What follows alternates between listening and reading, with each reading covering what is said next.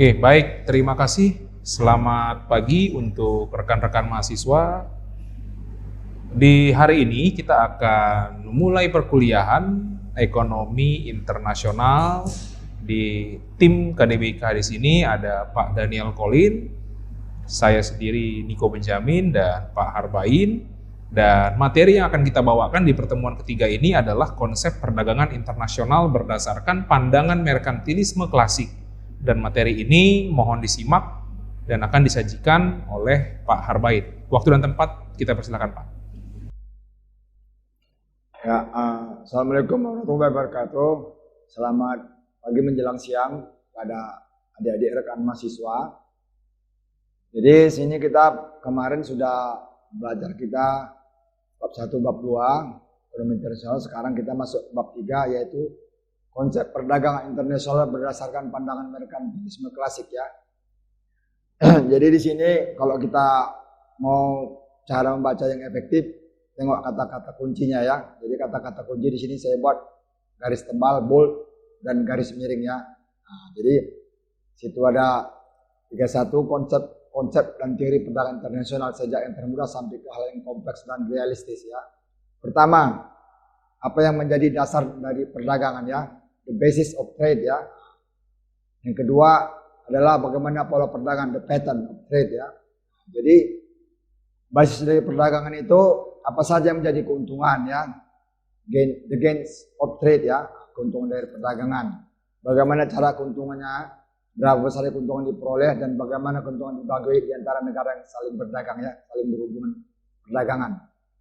Dan juga bagaimana pola perdagangan, the pattern of trade, yaitu apa yang diperdagangkan komoditinya ya, apa yang diekspor dan diimpor oleh masing-masing negara. Jadi di sini ada konsep perdagangan internasional berdasarkan pandangan aliran merkantilisme ya. Kapan itu aliran merkantilisme itu ya? Jadi itu selama abad ke-17 dan 18 kelompok pria ya, yaitu para pedagang, bankir, pegawai pemerintah, bahkan filsuf ya, di beberapa negara seperti Inggris, Spanyol, Perancis, Portugal, dan Nederland atau Belanda ya, memunculkan filosofi ekonomi yang disebut merkantilisme. Jadi kaum merkantilisme berpendapat ya, bahwa negaranya dapat memperoleh keuntungan dari perdagangan ya, dengan mengorbankan negara lainnya, zero sum game. Artinya biar negara lain dapat nol, yang penting negara kita untung. Nah, dari kita mengadakan perdagangan, negara kita untung, negara lain rugi, masa bodoh gitu ya. Nah, yang penting kita untung. Jadi apa konsekuensinya? Konsekuensinya mereka mengajukan pembatasan ketat terhadap impor. Nah, jadi ekspor daun sebanyak-banyaknya dan impor dikuranginya.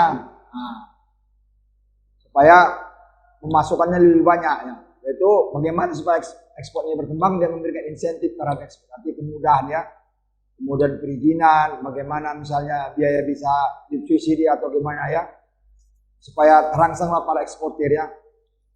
Nah, serta memperlakukan peraturan pemerintah yang ketat terhadap semua aktivitas ekonomi. Jadi harus dikontrol oleh pemerintah.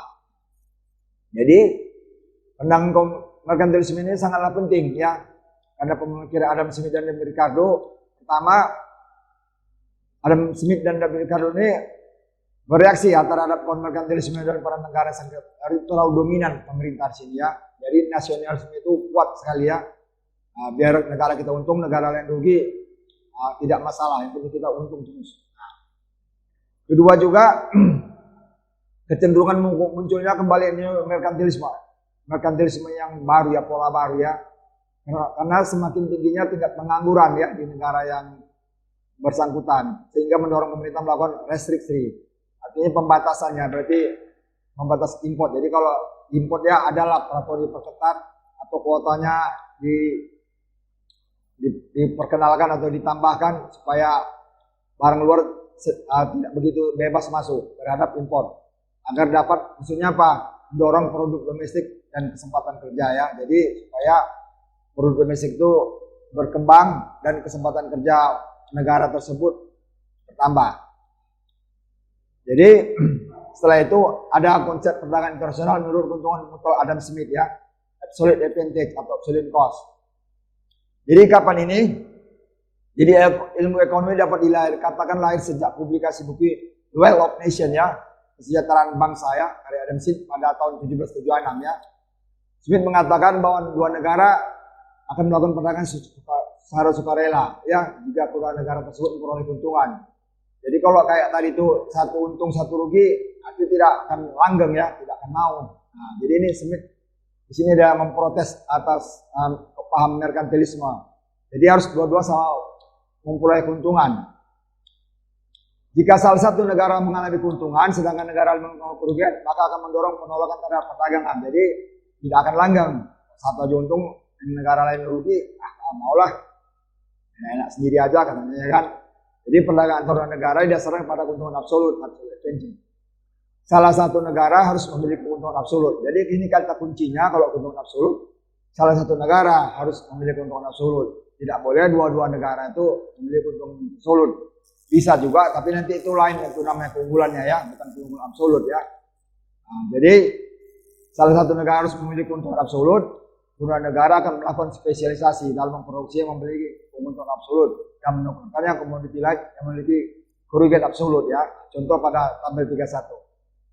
Nah, di sini keunggulan absolut ya, gandum ya, hitungannya jam kerja, jadi per karung ya. Jadi Amerika Serikat itu 1 jam kerja memproduksi 6 karung ya. Inggris itu 1 jam kerja hanya memperoleh 1 karung gandum ya. Nah, jadi kalau kita di sini kan Amerika lebih unggul ya.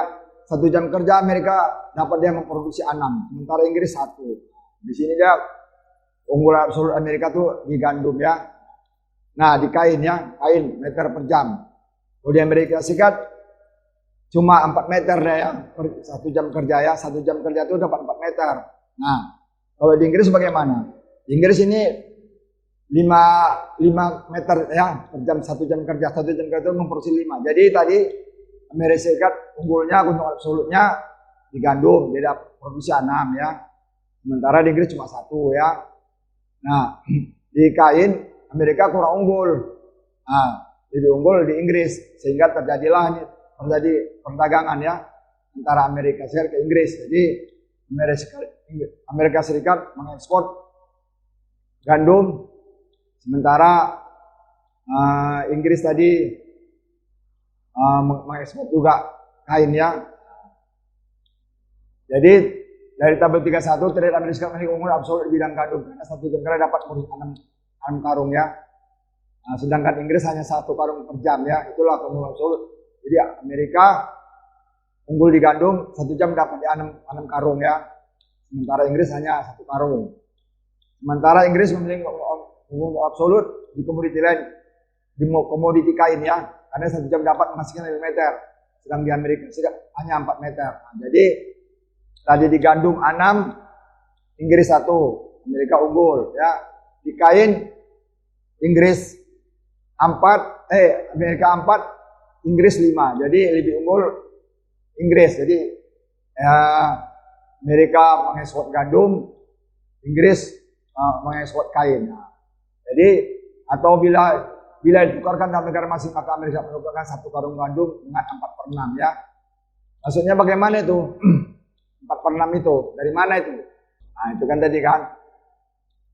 Nah, tadi ini kan kalau kita misalnya kita tukar lah ya, kita bagi masing-masing dirinya masing-masing. Kalau ditukar gandum ke kain ya, kalau di dalam negara Amerika ini internalnya ya 1 gandum itu berarti 6 bagi 6 ya, 1 ya. Nah, kalau di apa ini 4/6 sama-sama dibagi 6, jadi 1 gandum 2/3 ya.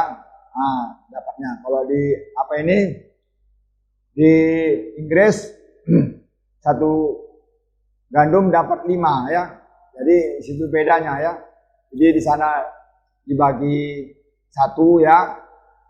Itu dibagi 1, 5 bagi 1. Jadi 1 gandum 5 kain. Nah, misalnya kalau tadi di Amerika Serikat 1 gandum 2/3 ya, 4/6 berarti 2/3 sampai dia 1. Maka dia Amerika Serikat mengimpor dia kain dari Amerika karena dapat 5 dia ya. Sementara dia Inggris mengekspor kain. Next. Jadi Amerika Serikat berspesialisasi produksi di gandum dan mengekspornya ke Inggris dan mengimpor kain dari Inggris. Sedang Inggris berspesialisasi di produksi di kain dan mengekspor ke Amerika Serikat dan mengimpor gandum dari Amerika Serikat. Nah, bagaimana besarnya keuntungannya?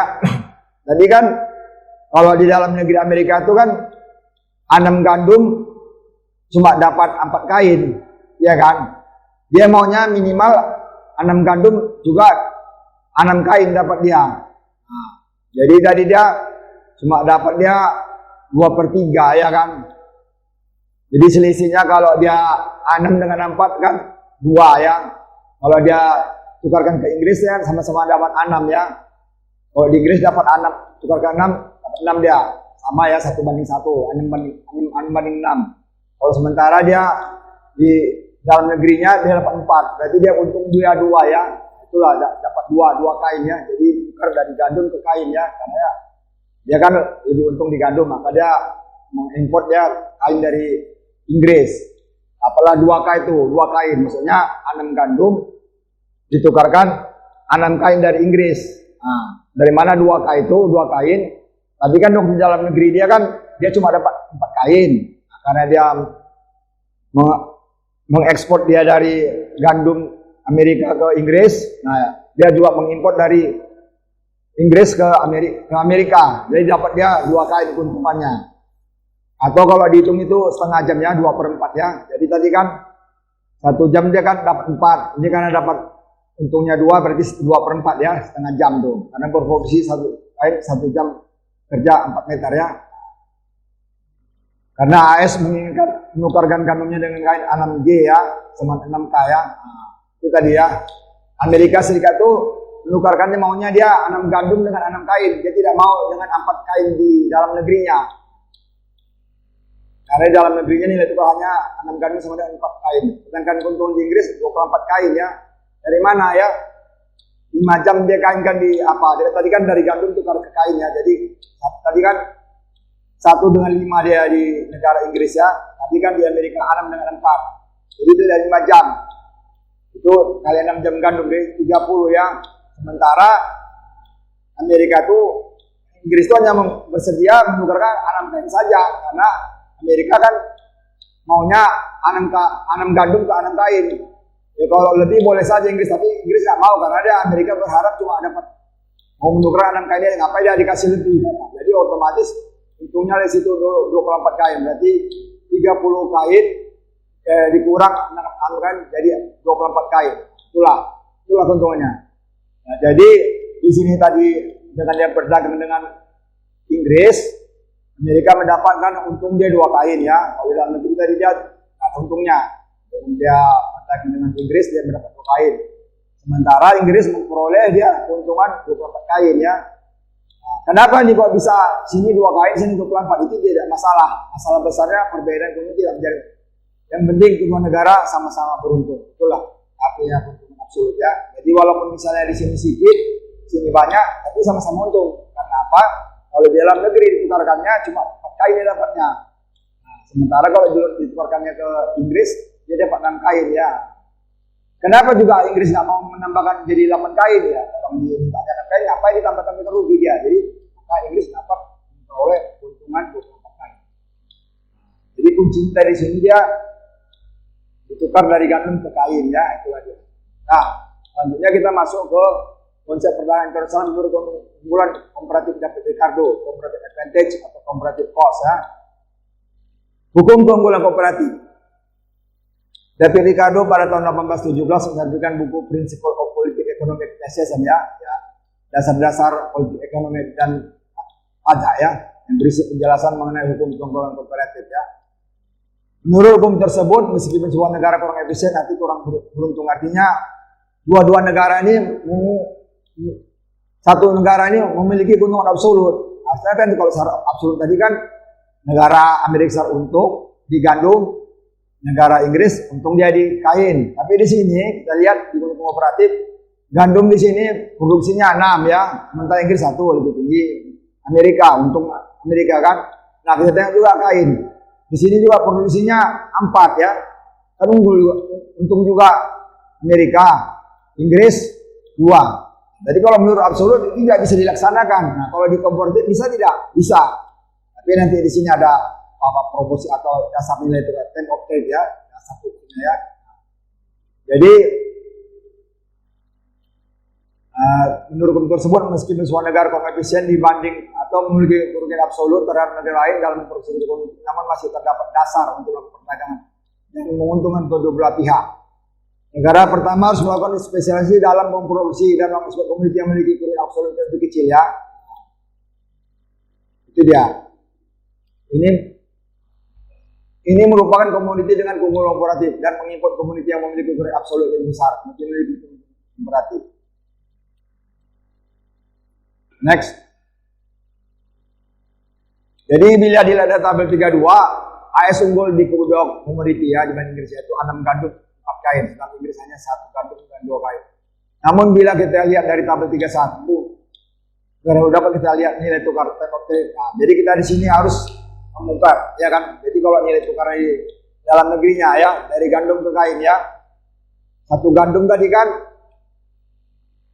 tadi gandumnya 6 ya, kainnya 4 ya.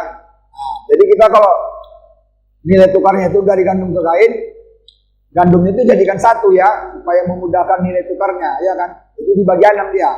Gandum jadi 6 bagi 6 1 gandum. Dan kain tadi kan 4 ya, 4 bagi 6 jadi 2/3.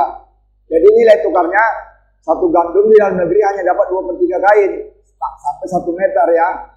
Bagaimana kalau kita tengok di Inggris ya kan? Nilai tukar time of trade gandum ke kainnya di dalam Inggris 1 gandum, ya kan? 1 gandum itu 2 kain, berarti kan karena ini dari gandum ke kain, 1 gandum itu bagi 1, kebetulan dia 1 ya kan? 1 bagi 1. Nah, tapi kalau misalnya situ misalnya 3 gandum, supaya 1 dia 3 bagi 3. Nah, kalau di situ 2 kainnya 2 bagi 3 itu ya, kebetulan sini angkanya 1 gandum dan 2 kain. Maka karena di sini nilai tukar gandum ke kain, kita membagikan gandum itu tetap 1, jadi dibagi 1 aja deh, 1/1 jadi 1 ya, dan 2 kain itu 2 dibagi 1, karena tadi pembagiannya 1 ya. Nah, itu jadinya ya. Jadi kalau di Inggris 1 gandum 2 kain, nah, ya kan. Sementara tadi di Amerika cuma 2/3 sampai 1 meter. Jadi mau otomatis bagus lah dia menukarkan gandumnya dengan kain dari Inggris, dapat dia 2 kain kan, nah berarti 1 gandum dalam itu dapat 2 kain. Nah, maka AS mengekspor 1 gandum ke Inggris ya, AS mengekspor gandum ke Inggris dan mengimpor menukar 2 kain dari Inggris. Nah, nilai tukarnya bagaimana ya? Kain ke gandum dalam Inggris 1 kain tadi, ini dari kain ke gandum pula ya, dalam negeri Inggris ya. Tadi kan dari gandum ke kain, 1 tadi gandumnya, 2 apanya ya kan kainnya. Itu kan karena dari gandum ke kain otomatis jadi gandumnya supaya dibagi 1 dibagi 1, 2 dibagi 1. Nah, ini nilai tukar dari kain ke gandum.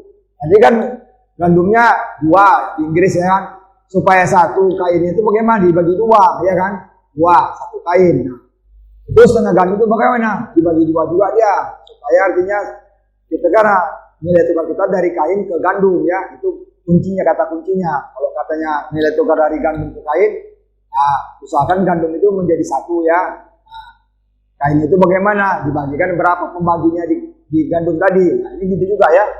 Kalau nilai tukar kain ke gandum dalam negeri Inggris 1 kain ya ke gandum, berarti tadi gandumnya kainnya 2, otomatis bagi 2 supaya jadi 1 bagian. Nah, dan tadi di Inggris tadi itu yang gandum tadi kan 1 nilainya, jadi dibagi 2 juga kan. Kenapa dibagi 2? Karena tadi kain itu kan dibagi 2, di sana pun dibagi 2 juga. Jadi 1 kain ya kan, dan setengah gandum ya kan. Nah, 1 kain dan setengah gandum dibagi 2, 1 dibagi 2.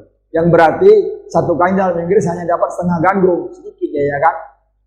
Sedangkan di AS kain di Amerika Serikat dapat 1 kain dapat 1,5 ya. 6 bagi 4, tadi kan gandumnya tukar ke kain ya kan. Nah, bahkan dibagi 4 dapat 1,5 dia ya. Jadi mana lebih untung? Sehingga Inggris mengimpor gandum dari Amerika ya. Karena kalau ditukar di Inggris hanya dapat setengah, sedangkan bila diimportnya tukarnya dari AS dapat 1,5 gandum dia. Jadi dia mengimpor dari gandum supaya dapat 1,5 daripada nanti dia ditukar di Inggris cuma dapat setengah dia. Jadi AS mengekspor gandum karena memiliki kerugian absolut lebih kecil ya, karena memiliki nilai tambah gandum kainnya. Jadi kerugiannya lebih kecil ya. Tadi 6/4 dia kan. 6 berarti sama-sama lagi. 6 1 4/6 2/3. Sementara itu dia kalau dibalikkan kain ke gandum 4/6 ya. Jadi lebih menguntungkan di sini. Jadi sedang nilai tukar komoditi kain ke gandum, satu kain dapat 1,5 atau 6/4 gandum. Jadi bagaimana tadi kan sudah apa yang dipertukarkan ya. Nah, kita sekarang menghitung keuntungannya ya. Jadi besar keuntungan AS bila melakukan perdagangan Inggris ya adalah 2K ya. Nah, karena apa?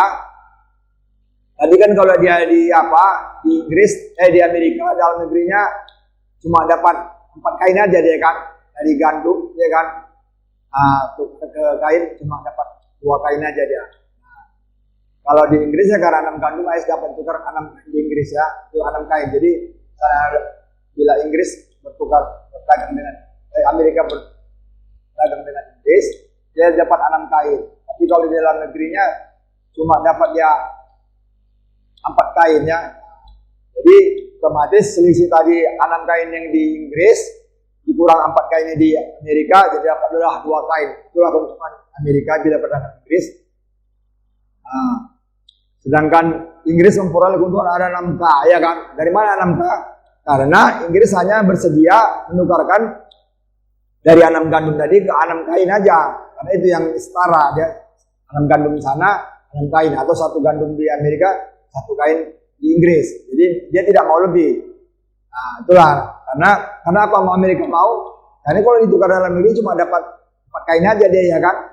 Jadi selisih tadi dia dengan perdagangan dengan Inggris, dia dapat 6 kain. Di dalam negeri dia 4 kain, itu dapat 2 kain dia keuntungannya. Nah, keuntungan Inggris tadi adalah 6 kain. Dari mana 6 kain itu? Tadi dia kan 1 gandum kan 2 kain, ya kan? Berarti 2 kali 6 ya, 12 kain ya. Dikurang yang dibutuhkan Amerika itu 6 kain. Jadi dapatlah 6 kain ya. Karena 1 jam kerja Inggris dapat memproduksi 2 kain sehingga menjadi 12K. Karena 6 gandum ditukar ke 6 kain dan Inggris hanya bersedia ya. Jadi kita seperti absolut dia. Dan Inggris hanya bersedia menukar 6 gandum 6 gandum ya menjadi 6 kain di Inggris, 6 gandum di Amerika menjadi 6 kain di Inggris. Dan sisanya 6 kain adalah untuk Inggris ya. Selanjutnya pengecualian terhadap hukum komparatif ya. Hukum komparatif tidak terjadi bila kedua negara memiliki absolut sama besarnya. Jadi kalau misalnya tadi Amerika misalnya 6 ya gandum, misalnya dia kain 4, berarti kan 6 bagi 4 ya 1,5 ya. Nah kalau nanti di Inggris juga misalnya 1,5 juga nilai tukarnya, sama-sama buat apa dipertukarkan? Karena sama nilainya, keuntungan atau kerugian sama kesatuan itu yang menjadi perdagangan. Tapi kalau ada selisihnya, itu maka terjadilah perdagangan internasional. Ya, saya kira itu yang saya sampaikan. Sekian dan terima kasih.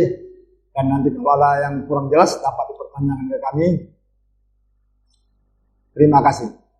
Baik, sekian untuk presentasinya ya. Jadi rekan-rekan mahasiswa diharapkan lebih fokus nanti ke depannya untuk materi-materi selanjutnya. Terima kasih, selamat pagi menjelang siang.